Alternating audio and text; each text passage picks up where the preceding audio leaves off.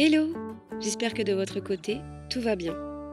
Aujourd'hui, on se retrouve pour un épisode assez spécial, puisque je ne suis pas toute seule. Et oui, comme vous l'aurez lu dans le titre, aujourd'hui nous sommes deux à prendre la parole sur le podcast pour parler du système éducatif en France, et plus particulièrement du métier de professeur. Et je me suis dit, quoi de mieux pour aborder ce sujet que d'inviter un professeur de mathématiques qui n'est autre que mon copain. En y réfléchissant bien, le métier de prof est un métier sous-coté en France, je trouve, pour diverses raisons. Pour faire cet épisode, j'ai fait mes petites recherches. Et selon un sondage réalisé en 2022, 27% des enseignants se déclareraient prêts à faire une reconversion professionnelle. Autant dire qu'en France, un professeur sur 4 serait prêt à quitter l'enseignement pour faire un autre métier. Et ce sondage date de 2022, donc c'est encore d'actualité, malheureusement. Dans cet épisode, on va aussi parler de tout l'aspect charge mentale, car on ne dirait pas comme ça, mais c'est un métier qui se veut difficile par moments. On va parler aussi du concours, des études et du chemin à parcourir pour devenir prof. J'aimerais aussi qu'on aborde tout le côté humain qu'il y a derrière, ce que l'on ne voit pas toujours, car être prof, c'est un métier qui touche au social, et c'est important de ne pas dénigrer ce côté-là. Je vous ai demandé sur Instagram de poser vos questions, donc on y répondra ensemble dans cet épisode. Bonne écoute! D'abord, je voulais te remercier pour ta participation. Et dans un premier temps, j'aimerais que tu te présentes et que tu nous dises les raisons qui t'ont poussé à faire ce métier. Bonjour, je m'appelle Clément, je suis enseignant en mathématiques dans un collège privé, donc catholique. Alors pourquoi prof? À la base, c'était pas prof que je voulais faire. Enfin, c'était pas mon premier vœu dans mes choix après le bac. J'étais parti en médecine et je me suis terriblement fait chier. C'était que du par cœur, apprendre du par cœur. Je détestais. Je suis parti dans les maths parce que il n'y a pas de par cœur. C'était que des choses que tu comprenais ou que. L'avantage des maths, c'est que c'est comme un jeu. T'as un problème, une solution, et tu dois, comme dans un jeu, te débrouiller pour passer le niveau, on va dire. Et quand tu as réussi, ça te provoque la satisfaction. Ça te permet une certaine rigueur de ne pas abandonner, d'essayer, d'innover jusqu'à trouver le bon résultat. Pourquoi l'enseignement? Bah, bon, déjà en fac de maths, les débouchés sont pas extraordinaires. Mais j'ai toujours aimé, que ce soit avec mes potes de lycée ou leur enseigner. Même, bah, j'en ai plein qui comprenaient rien, hein. Et si j'étais pas là, je sais pas comment ils auraient fait. Le côté humain avec les élèves, les voir curieux et surtout voir que tu leur apprends des choses, que ça les intéresse, qu'ils réussissent et qu'ils prennent confiance en eux. Tout ça grâce à toi. Même si c'est pas moi qui fais tout, quoi. Quelles sont pour toi les meilleures qualités à avoir pour être un bon prof? Alors, pour être un bon prof, il faut aimer ce que tu fais. Si t'aimes pas ce que tu fais, ça se ressentira et les élèves se feront chier et ton cours va pas être bien. Donc, aimer ce que tu fais, aimer la matière, aimer le contact avec les élèves. Si t'aimes pas la relation humaine, ça sert à rien, tu vas te faire chier. Il faut avoir un minimum d'autorité, de charisme, de répartie. Il faut se tenir un peu à la page des jeunes. C'est pas vraiment rester à la page des jeunes, c'est il faut garder un esprit jeune pour pas se sentir dépassé, on va dire. Et surtout, il faut de la bienveillance. Est-ce que tu ressens de la pression de la part de l'éducation nationale? Non, j'ai pas de pression. Enfin, j'en ai eu beaucoup je veux dire, en début de carrière. Je sais même pas si on peut commencer à parler de carrière parce que j'ai pas le concours et je suis pas titulaire. Je me suis fait inspecter, oui, 3-4 fois en même pas 2 ans pour savoir si j'étais apte à enseigner. Mais on va dire maintenant que c'est passé et qu'on me fait un peu plus confiance, ouais, parce que c'était surtout pour savoir si on pouvait me faire confiance, parce que en même temps je comprends, tu mets pas l'avenir et l'éducation de dizaines d'élèves à n'importe qui. Il faut voir si t'es déjà bon sur le terrain et que t'es bon dans ton domaine. Donc, alors j'ai reçu beaucoup de pression, oui. Enfin, c'est pas la rendre la pression, c'était bon, la manière dont ça s'est passé, c'est pas très bien passé au début, voire très mal passé. C'était pas de la pression, c'était plus de l'injustice. Et au final, quand on m'a redonné une chance, et ça s'est très bien passé, là ça se passe très bien, et les personnes sur qui je suis tombé ont vraiment été bienveillantes et m'ont poussé à me lancer encore plus. Est-ce que je ressens de la pression? Non. Je me dis que j'aurai un poste l'année prochaine, par exemple. Ils sont tellement en manque d'effectifs, surtout en mathématiques, que je suis sûr d'avoir un poste quelque part.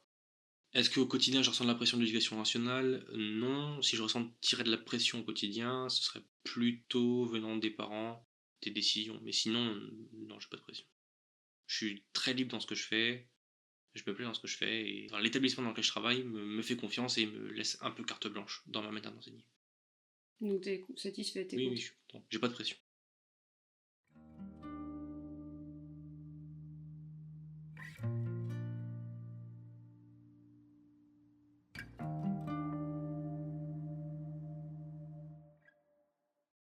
Selon plusieurs études, on a remarqué qu'il y avait une forte croissance du nombre de démissionnaires en hausse constante depuis 10 ans en France. Je vais vous citer un passage tiré du rapport d'information de comparaison européenne des conditions de travail et de rémunération des enseignants publié par le Sénat. Les enseignants français souffrent d'un sentiment d'isolement et d'absence de collaboration. La France fait partie des pays de l'Union européenne où les enseignants collaborent le moins entre eux. Le renforcement de la collaboration entre enseignants implique la création d'espaces d'échange au-delà de la salle des professeurs. Une réponse aux abandons au cours des premières années d'enseignement, mettre l'accent sur l'accompagnement des professeurs débutants. L'accompagnement des jeunes professeurs reste malheureusement trop centré sur les années de stage. Or, un jeune néo-titulaire ne peut se passer d'un réel accompagnement pendant les 2 ou 3 premières années d'enseignement. Est-ce que de ton point de vue, les enseignants souffrent d'isolement? Est-ce que c'est quelque chose que tu as déjà ressenti toi? Je pense pas forcément que ce soit de l'isolement. Bah, alors, dans mon cas, c'est très différent parce que j'ai pas commencé à travailler dans l'éducation par être professeur, j'ai commencé par être surveillant. Et l'avantage que j'ai, c'est que bon, je peux pas trop savoir comment ça se passe dans le public, mais dans le privé, je sais qu'on est très très très soudés, que ce soit entre profs, on est assez soudés quand même, mais on est surtout très soudés en termes de connexion corps enseignant et corps éducatif, c'est-à-dire les CPE, les pions, enfin surveillants. Pour ça, c'est une des raisons principales pour laquelle je suis dans le privé actuellement. On est beaucoup plus soudés que dans le public. Ensuite, est-ce qu'il y a de l'isolement? Alors, je peux y en avoir dans le public. En fait, le problème des néo-titulaires, enfin, des nouveaux, on va dire, c'est que ceux qui l'ont en général par le concours, donc ils sont pas contractuels, ceux qui l'ont pour le concours, ils ont un poste fixe et, attendez, on va pas se mentir, dans 99% du temps, c'est direction Créteil-Paris, dans des établissements qui sont très difficiles. Construire une carrière à partir de ça, c'est très très très très très compliqué. Surtout que on les lance dans le grand bain. Enfin, ils ont directement 18 heures devant les élèves. Je pense que 90%, si ce n'est plus, on leur a jamais mis une classe à gérer et ils savent pas ce que c'est que gérer en termes de pas instruire, mais pas le côté pédagogique, mais en termes d'éducatif, ce que c'est que de gérer un groupe de gamins, surtout que les comment dire, surtout que les générations vont être de plus en plus compliquées à gérer, je pense. Donc quand on lance une personne, un jeune adulte qui a reçu la pression du concours, parce que c'est quand même quelque chose la pression du concours, c'est un concours national, qu'on lance comme ça dans le grand bain, souvent loin de chez eux, oui, je peux comprendre qu'il y ait beaucoup d'abandon. C'est pour ça que bon, moi j'ai énormément de chance. Bon, je suis pas titulaire et tout, mais je commence là, j'ai 12 heures par semaine. J'ai pas un temps plein encore, mais je vis quand même très bien. J'ai un énorme bagage de gérer des élèves. Hein. Quand j'étais surveillant, je gérais des permanences de parfois 100 élèves. Et ça, ceux qui l'ont pas, pour se retrouver devant que ce soit des sixièmes, des troisièmes, encore ou des lycéens, gérer une vingtaine à une trentaine de gamins, enfin des groupes de 20 à 30 gamins, quand t'as pas l'habitude et que tu dois en plus préparer tes cours, parce que c'est la première fois que tu fais des cours, t'as une énorme charge, oui, je comprends l'abandon. Est-ce que c'est la faute des enseignants qui s'aident pas entre eux? Je suis pas forcément sûr.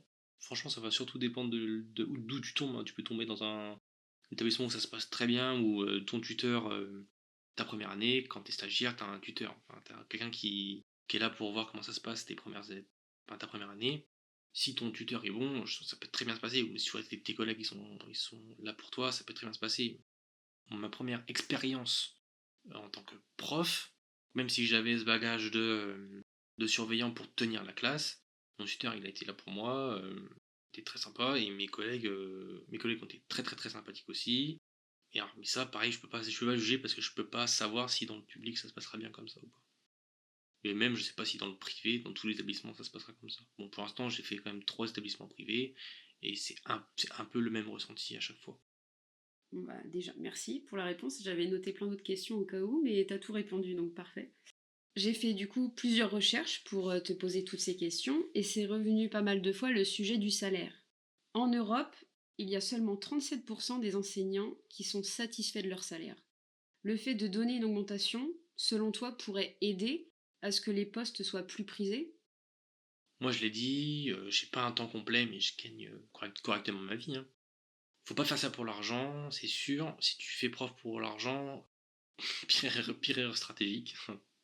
Vraiment, il y a beaucoup d'enseignants qui disent qu'ils ne gagnent pas assez bien leur vie. Je pense que ça gagnerait à être revu à la hausse. De toute façon, ça va être revu à la hausse si j'ai bien compris. Ouais. Alors, est-ce que ça aidera à avoir de nouveaux arrivants? Oui, c'est sûr. Je pense qu'il y a beaucoup d'enseignants aujourd'hui qui font ça pas pour la beauté du métier, mais pour comment dire, la sécurité de l'emploi. Pour perdre ton poste, c'est quasiment impossible. Pour avoir des crédits à la banque et tout, c'est le top. Et il y en a beaucoup qui se leurrent, on va dire, qui se lancent là-dedans sans savoir réellement dans quoi ils s'embarquent. Donc est-ce que revoir les prix du salaire à la hausse, c'est une bonne idée? Oui, pour ceux qui font très bien leur métier, mais moi j'ai peur que si on le fasse, il y en a beaucoup qui vont se lancer là-dedans et qui vont encore plus déchanter. Quand tu fais prof, en général, tu as le master, tu as un bac plus 5, et c'est vrai que le salaire pour un bac plus 5, il est très bas. Mais moi, j'ai lu plusieurs articles, et du coup, dans l'article que je t'ai lu tout à l'heure, il comparait l'éducation entre plusieurs pays d'Europe. Et en France, c'est vrai que un professeur va mettre une dizaine d'années avant de pouvoir avoir une augmentation. Alors que dans certains pays, c'est genre 8 ans ou 5 ans, ça dépend. En fait, il y a tellement un fossé entre. Je crois que les mieux payés, ça doit être Allemagne. Alors, si je dis pas de bêtises, hein, J'ai vu l'Allemagne, moi. Allemagne, Luxembourg, Suisse et les pays nordiques, je crois. J'ai pas envie de dire de bêtises, mais ce qui va être Suède, Finlande, etc. Mais, bon, les plus connus, c'est les Allemands. Les Allemands, ils sont très très bien rémunérés. Quand t'es prof, là-bas, c'est très bien vu. Enfin, nous, on est prof, mais je suis pas sûr que être enseignant, ce soit si bien vu en France. Bah, tu le vois aussi beaucoup sur les réseaux sociaux. Moi, je regarde pas mal sur Twitter. Il y en a plein qui disent que c'est pas surcoté, mais que c'est pas mal vu non plus. Mais c'est juste que c'est tellement mal rémunéré et t'as tellement de travail et c'est tellement dur parce que tu vois tout le temps des gens se plaindre dans des articles, dans des témoignages qu'au final, la charge mentale, elle est beaucoup trop lourde et qu'il y a personne pour les aider. Enfin, il n'y a pas de suivi, il n'y a pas de... Je pense qu'il y a beaucoup d'enseignants qui vont dire que le métier d'enseignant n'a pas la reconnaissance qu'elle devrait avoir pour le gouvernement. Parce qu'il y en a plein qui pensent ne pas être assez bien payés. Ouais, moi, je pense que c'est pas que le gouvernement, c'est la société en général, moi, je trouve. Ça, c'est un gros débat, mais enfin, Oui, c'est un long débat, oui. pour moi, pour moi, ce qui changerait tout, c'est que les parents de l'élève soutiennent, je vais pas dire 100% parce que ça dépend des enseignants, mais il y a des enseignants qui en abuseraient, mais je pense vraiment que les enseignants ne sont pas assez soutenus par les parents actuellement. Ouais, pas comme c'était nous, par exemple, à l'époque. Pas comme à l'époque. Je dis pas, hein, il y a quand même une majorité de parents qui soutiennent Prof. les professeurs, les enseignants. Mais je pense qu'il y a de plus en plus de parents qui ont tendance à ne croire que la version de leurs enfants. Bah, qui prennent pas en compte tout Oui, ce que voilà, toi oui, tu dis, voilà, quoi. oui, voilà, pas qu'ils prennent pas en compte ce qu'on dit, mais c'est qui de plus en plus de parents qui vont critiquer les enseignants parce que leurs enfants n'ont pas les résultats qu'ils devraient avoir, parce que voilà, enfin, de plus en plus de parents qui vont remettre et rejeter la faute sur les enseignants et non pas sur leurs enfants.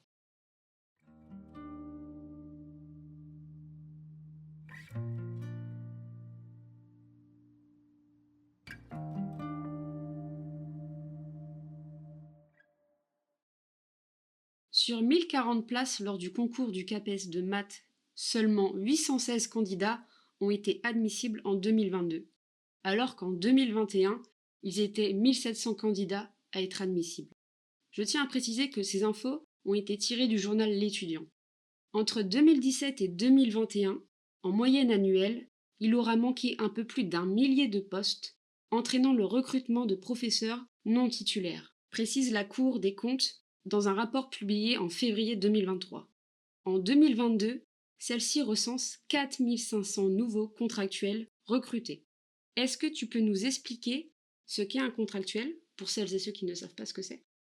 Être contractuel, c'est être enseignant sans avoir le concours. Alors pourquoi il y a plus de contractuels et il y a moins de postes maintenant, ça je sais pas. Il y a de moins en moins de monde qui veut devenir enseignant.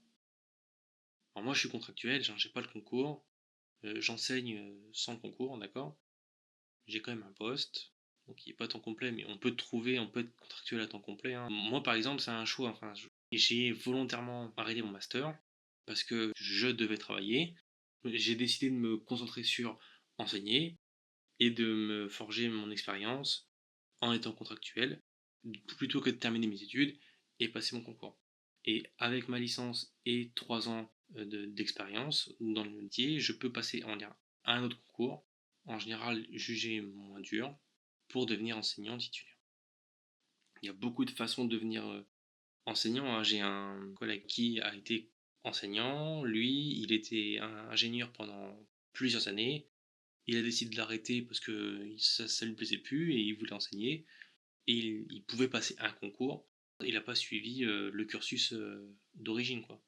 Mais au final, ça change rien, maintenant il est prof. Maintenant, il est prof. Et qu'est-ce que tu aimes le plus dans l'enseignement? Je pense que la partie que je préfère dans mon métier, c'est premièrement quand tu as des élèves en difficulté et tu te démènes pour eux et tu vois que ça porte ses fruits et que eux ils prennent confiance en eux. Ça en termes de fierté, en termes d'estime de soi, Ouais. ça c'est incroyable. Quand tu vois que tu amènes une chose différemment, un chapitre différemment, quand tu veux les amener dans une direction, dans une façon de penser, et qu'ils accrochent, que ça éveille leur curiosité, et que c'est eux qui se mettent à poser plein de questions Ouais. parce qu'ils sont intéressés, Ouais. là tu vois que tu as bien fait ton travail et que tu... Bah c'est ça. Je pense qu'un prof, au-delà de ah, ton élève, sûrement il a bien compris, et je pense que c'est ça le plus dur dans le métier de prof, c'est d'éveiller leur curiosité et que ce soit eux qui soient amenés à poser toutes les questions pour construire ton cours. Je pense que si tu arrives à faire ça, c'est incroyable.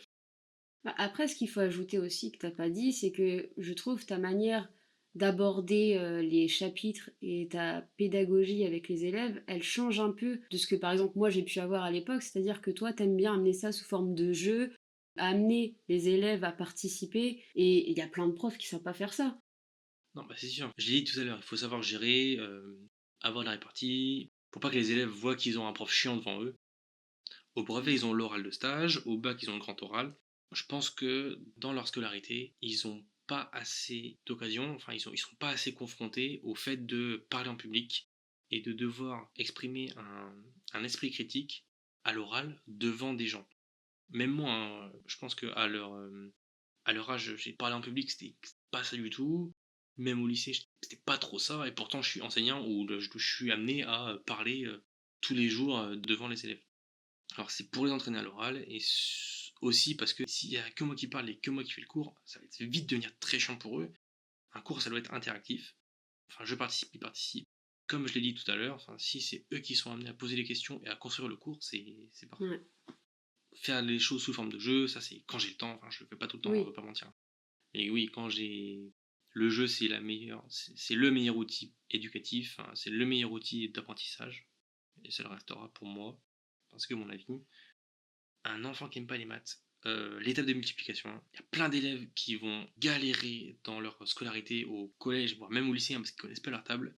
C'est sûr que si tu lui fais apprendre, papa, maman qui lui fait réciter, il y en a qui vont aimer, hein. Je pense qu'il y a beaucoup d'élèves qui vont trouver ça trop chiant. Alors que si tu mets ça sous forme d'un jeu, je sais pas, moi j'avais ça sous forme de DS à l'époque, t'avais le jeu Dr Kawashima là. Bon, Sur DS? ouais, c'est un jeu de tester quel âge a ton cerveau, Ah oui, etc. ça, Là. oui, oui, je me Et ben souviens. il y avait une partie, c'était calcul Oui, c'est mental, vrai, oui. et t'avais un chrono, je crois, j'ai une connerie, hein, 60 secondes, où bah, t'avais plein de Multiplication. multiplications ou d'opérations à faire, et c'est toi qui marquais le résultat. Et très important, vu que tu le faisais sur la DS, tu faisais avec ce stylet, tu avais cette mémoire manuscrite où c'est toi qui écrivais, qui faisait vraiment le signe. Tu cliquais pas juste sur un clavier avec Ouais, un 2, ouais. 3, 4, 5. C'était vraiment toi qui écrivais, par exemple, 1 x 5, 5. Toi qui écrivais 5 au stylet. Mm. Ça, c'était incroyable. Je pense que, par exemple, c'est le meilleur Aussi. outil pour faire apprendre des tables de multiplication aux enfants. Bon, après, on va pas payer une DS et un jeu à tous les gamins, parce que sinon, Peut-être qu'il y a des applications comme ça en vrai. oui. Mais il faudra que ce soit tactile, parce que si tu fais juste cliquer sur Sur un bouton, ouais, ouais. c'est pas intéressant. Mm. Je pense que c'est pas intéressant, pédagogiquement. Qu'est-ce qui pourrait être appliqué comme changement pour que le travail des profs soit moins pénible au quotidien? Au bout d'un moment, je pense que c'est plus... les enseignants, on n'est pas des assistantes sociales, on n'est pas des nounous, on n'est pas des éducateurs, d'accord, à la base. Mais malheureusement, j'ai l'impression qu'on est de plus en plus amené à le faire. Je pense vraiment que c'est aux parents de savoir faire la part des choses. Non, mais je suis d'accord avec toi. Je pense que en tant que prof, bah, vous pouvez pas faire grand-chose parce que c'est pas vous qui faites les lois, c'est pas vous qui décidez des classes qui ferment ou non, c'est pas vous qui décidez de l'effectif, c'est pas vous qui décidez de l'heure du temps de travail. Enfin, après, vous avez forcément une charge supplémentaire. En fait, c'est ça le truc, c'est que les gens sur les réseaux, des fois, tu sais, ils parlent, ils racontent un peu ce qu'ils pensent, ce qui est normal, mais il y en a beaucoup qui se plaignent parce que bah, vous avez les vacances scolaires. Bah, des fois, bah, vous en avez marre et vous vous plaignez, c'est normal, tu vois, c'est humain. Se plaindre d'avoir bah, du taf à faire pendant les vacances, de prévoir des choses parce que. Et c'est quand même une charge. Enfin, je veux dire, je pense qu'il y a beaucoup de gens qui travaillent pendant les vacances d'été, faut pas croire. Et c'est sûr que bah, des fois, ça peut être pénible de voir des gens se plaindre alors qu'ils ont plus de vacances, mais au final, t'es prof principal, t'as plein de dossiers. Bah tiens, en vrai, par contre, ça n'a rien à voir. Tu m'as fait penser, il y a un truc, quand t'es enseignant, et je trouve ça insupportable, c'est quand je vois sur les réseaux les vidéos de les élèves qui filment les profs et tout. Moi, quand je vois des vidéos, C'est vrai. il y en avait une avec une élève là qui était venue en décolleté, je sais pas quoi, machin, et qui avait filmé la réaction de sa prof. On se rend pas compte comment on peut ruiner une vie avec une vidéo sur les réseaux. Pourtant, on fait des choses sur le harcèlement. Il y a des élèves qui sont tellement mal intentionnés. Quand je vois des vidéos sur les réseaux d'élèves qui filment leurs profs à leur insu pour les ridiculiser, ça m'est hors de moi. Bon, je crois qu'on a fait le tour. En tout cas, je voulais te remercier encore une fois d'avoir participé, parce que je trouvais ça important de parler bah, de l'éducation et puis du métier d'être prof, comment on pouvait devenir prof, parce qu'il y a plein de façons au final, et je pense que tout le monde ne le sait pas. Et ce que j'aimerais dire aussi, c'est que bah, j'aurais aimé, tu vois, avoir un prof comme toi à l'époque, parce que certes, les maths c'est important et il faut choisir les maths, ce que je n'ai pas fait parce que j'ai fait bac L au final. Mais j'aurais aimé avoir un prof comme toi parce que t'as vraiment ce truc-là où on sent vraiment que t'as investi. Tu vois, tu motives. Et au final, moi qui n'aimais pas du tout les maths, et bien maintenant, quand j'en fais, je trouve ça fun. En fait, c'est pas que j'aimais pas ou j'aimais bien les maths, c'est juste que j'y arrivais pas. Et au début, oui, tu vois, je trouvais ça fun d'avoir un exercice et de réussir à trouver le résultat, sauf qu'au bout d'un moment, j'y arrivais plus. Je trouvais pas et ça me faisait chier. J'avais des profs qui voulaient pas tant aider que ça, tu sais, qui s'en foutaient un peu. Et du coup, bah, au final, j'ai lâché l'affaire et j'ai pas pris maths, pas fait S, quoi. Et j'aurais aimé, tu vois, avoir un prof comme toi qui est juste, qui est motivé, quoi. Après, il n'y a pas que moi, il y en a plein. Oui, il y en a plein, mais il y en a beaucoup qui sont pas autant investis et qui s'en foutent un peu si les élèves participent pas, tu vois. Et ça, je trouve ça un peu dommage. Surtout pour une matière qui est si importante, quoi. Oui. Merci de m'avoir invité. De rien. Merci de m'avoir forcé à venir. Non, je t'ai pas forcé. Si. Non. Ouais, j'ai très bien vu dans Alors, non. j'ai très bien vu dans ton comportement Déjà, que si je venais pas, je vais me faire. non, mais déjà, c'est lui qui a choisi le thème. C'est toi qui voulais parler de ça. Bah non, oui, normal, là, le thème que tu m'avais invité avant. Chut, spoil pas. Bah c'est comme parler de. Non, mais allez, c'est bon, je coupe.